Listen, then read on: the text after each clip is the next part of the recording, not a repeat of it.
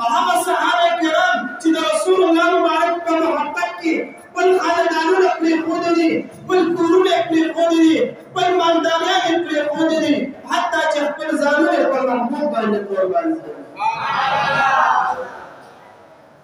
کله چې زه د دې عاشقانو دغه تذکرات په کتابونو کې ګورم د صحابه کرامو، د دې کې یو صحابي مبارک دی چې کله ایمان نور وروړلی، عبدالعزا نوم یې، خو چې کله ایمان وروړي رسول اکرم سید عالم صلی الله علیه وسلم مبارک ورته عبدالله ذوالفجادین نوموي. دا هغه نوجوان صحابي دی، هغه نوجوان صحابي دی چې د کله ایمان نه وروړلی نو دې د خپل کور نه د چکر پر هغه باندې راووتلو چې زه هم لږ وګرځم دا خپله مې ازادي شي. خو بیا ورته ذهن ته راغل چې مدینه منوره کې خو یو شخصیت راوتی دی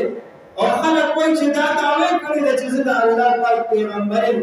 وایي بهر په رسم راوتی یم، لار به شم چې وګورم چې دا په سچ چا د الله پیغمبر دی او که نه درواغ. دغه نوجوان دی ورکوټ حالت د امام الانبیاء فخر کائنات و موجودات دیدار لراو. امام الانبیاء په مسجد نبوي شریف کې تشریف فرمایي، محبوب علیه الصلاة والسلام مبارک صحابه کرامو ته درس ورکوي. ای زما صحابه کرامو، کله چې تاسو د چا سره ملاویږئ نو تاسو چې دی هغه انسان ته وایئ چې السلام علیکم ورحمة الله وبرکاته. على جوان راغد امام الانبیاء والدعاء رخصار دی وکتل الهام العالمین امام الانبیاء ته رخصار ورکړی او داسې رخصار چې کوم یو انسان به ورته وکتل هغه ورته عاشق ګرځېده. د امام الانبیاء دا خبره ډېره خوښه شوه، وایي دا خو ډېر ښه شخصیت دی، ګوره چې کله چا سره ملاویږي ورته به وایي چې السلام علیکم ورحمة الله وبرکاته. تا باندې سلامتیان د الله پاک وي، رحمتونه برکتونه د الله پاک وي. دا کلمې ډېره زیاته خوښه شوه. امام الانبیاء ته کېناستو، یا رسول الله صلی الله علیه وسلم باندې کلمه ووایي چې زه مسلمان شم. محمود ورته کلمه وویله، په اول ملاقات کې په امام الانبیاء باندې عاشق ګرځېږي. اوس ګوره دې عاشق د امام الانبیاء ته ګوره په محبوب باندې عاشق شو، په دې عاشقۍ کې څومره قربانیانې ورکوي. کور ته چې کله راغلو خور یې ناسته ده، دې ورته وایي السلام علیک یا اختي، ای زما خورې په تا باندې مې سلامتیانې د الله پاک د طرف نه. هغه خور ورته وایي دا کوم ځای نه راغلې، څومره ښایسته کلمات دې ځان ته راوړي دي، دعایي کلمات دي، دا خو دعا ده، دا چا درته ښودلي دي؟ دې ورته وایي دا راته امام الانبیاء مور لاله ورته وایي السلام علیک یا امي، ای زما مور په تا دې سلام. مور ورته وایي ای بچیه دا ته د کوم ځای نه راغلې، دا تا ځان سره څه وویل؟ زموږ په دین کې خو دغه سلام نشته دی، داسې پته لګېږي چې نو تا بل دین قبول کړی دی. دې ورته وایي او نن ما په امام الانبیاء باندې ایمان وروړی،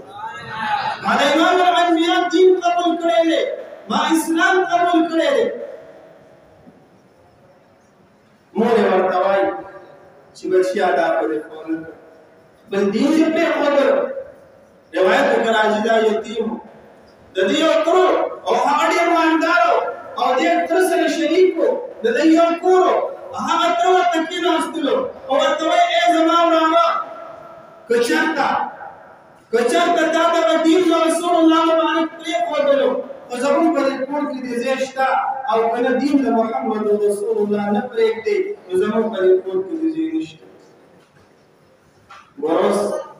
یو طرف ته د امام الانبیاء عشق دی، بل طرف ته خاندان دی.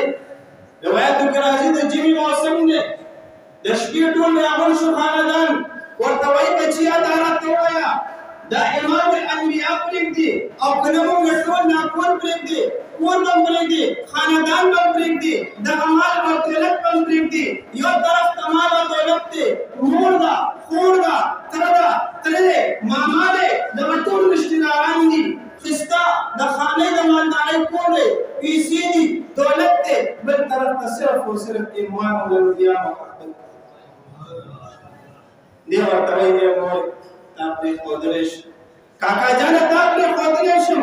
دغه مال او دولت پرې ښودلی شم خو د رسول الله مبارک صلی الله علیه وسلم غلامي نشم پرېښودلی عاشق په امام الانبیا باندې ګرځېدلی دی مور پرېږدي کور پرېږدي تره پرېږدي خاندان پرېږدي هر څه پرېښودل روایت کې راځي دا ترې دا یو لنګ یې وهلی او ځان یې څادر تاو کړی و هغه دواړه یې ترې راوشکولي دې مبارک چې دی داسې لوڅ پر پټ پاتې شلو مور بیبي یو بېکاره کپړه راواخیستله هغې ورته داسې ګزار کا ورته وایي بچیه په دې باندې دا خپل صدر عورت دا پې پټ کا ځکه مور په بچو باندې ډېره مهربانه وي بچو باندې چې دی نو د هغې رحم زیات وي بچي ته هغه کپړه ورکړه هغه کپړې د ځان نه راتاو کړه او د امام الانبیا په محبت کې کور بار هر څه چې دی پرېږده روایت کې راځي دی به د مسجد نبوي شریف په دروازه کې ناست او د خولې نه به یې اوازونه وتل د الله په محبت کې به یې د خولې نه اوازونه وتل د الله جل شانه محبت د امام الانبیا محبت به غالب عمر فاروق سے راځي پیغمبر علیه الصلاۃ والسلام مبارک ته عرض کوي یا رسول الله د احمد دریاکار ښکاري خلکو ته ځان ښیي د خلکو په مخ کې چې دی نو اسویلي کوي اوازونه کوي امام الانبیا ورته فرمایي دعه فانه من الاوابین پرېږدې د اواهین دا د اواهینو نه دی دې د په زړه کې د الله جل شانه محبت پروت دی راشي د امام الانبیا محبت ته وګورئ ګوره چا چې د امام الانبیا سره وفات کړې ده امام الانبیا د هغه چا سره بیا وفات کړې ده عبدالله بن مسعود سے فرمایي وایي کله چې د عبدالله ذوالجادین رضی الله عنه مبارک وفات شو وایي امام الانبیا محمد رسول الله صلی الله علیه وسلم مبارک د دې مبارک سره دومره محبت چې کله د قبر تیار شو امام الانبیا په خپل قبر کې کوشو لومبه خپل شاه مبارک په هغه راحت کې قبر کې ولګولا بیا امام الانبیا په خپل قبر کې پروت دی نه اولاد او صحابه کرام ته وایي عمر فاروق سیتا او بکر صدیق سیتا ورته وایي زما ورور عبد الله سے مال راکړه چې په خپل لاس باندې قبر کې کیږي سبحان الله عبدالله بن مسعود سے فرمایي چې کله رسول الله مبارک دا فرمایي چې زما روح مال راکړي چې زه په خپل په دې قبر کې کېږم وایي صحابه کرامو کې یو غوغا جوړه شوه یو جړا جوړه شوه هر صحابي په سترګو کې اوښکې وي د هر صحابي مبارک په مخ مبارک باندې اوښکې را روانې وي هر یو صحابي دا خوښول چې کاش نن د عبدالله صاحب په ځای باندې زه وفات کړې او امام الانبیا زما په باره کې فرمایلی وي چې زما روح راکړي چې زه په خپله په قبر کې کېږم صحابه کرام کمال سره ګورمو تاسو د رسول الله مبارک حدیث اورو کنه او قران مجید مو سره دی خو صحابه کرام ته چې کمال ملو هغه ته کمال ځکه ملو چې رسول الله مبارک سره محبت ډیر زیات رسول کریم صلی الله علیه وسلم مبارک او صحابي مبارک مصعب بن ربيعه رضی الله عنه